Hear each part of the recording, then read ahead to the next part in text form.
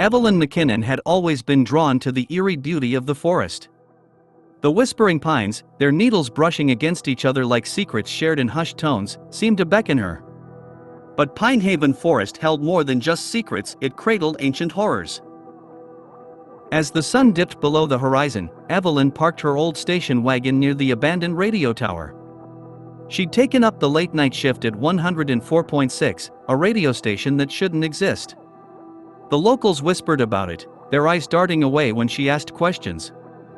They said it was a watchtower, a sentinel against something darker than the night.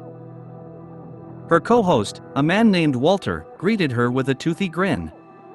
His eyes were too wide, too knowing.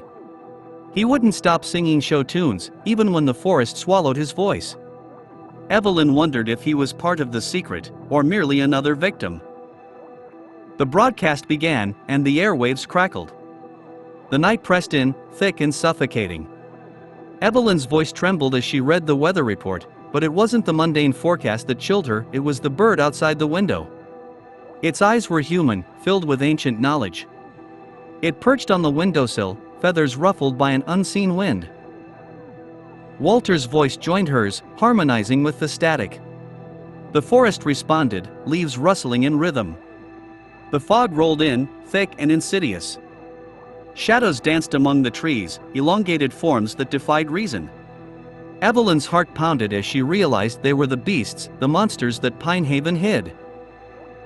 She stumbled upon an old journal in the radio station's basement.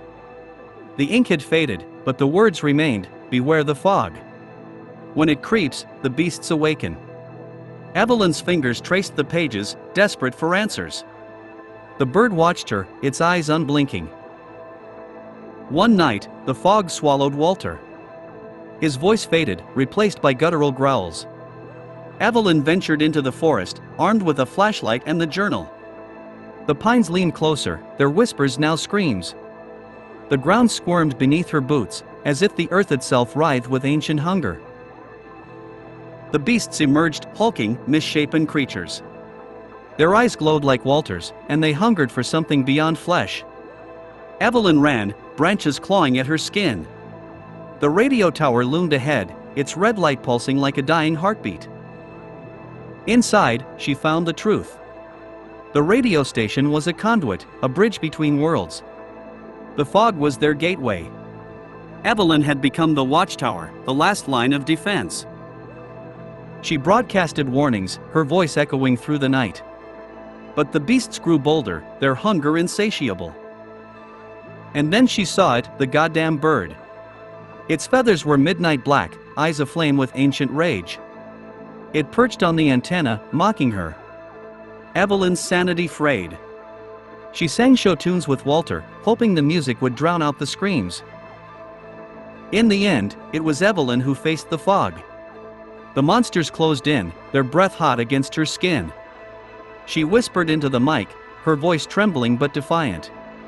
The radio waves carried her plea beyond Pinehaven, into the void. If you find yourself driving down a winding mountain road near an endless stretch of pines, tune into 104.6. Listen. And pray you're not next. The fog swallowed her, and Evelyn became one with the forest, a lonely broadcast lost in the static of eternity.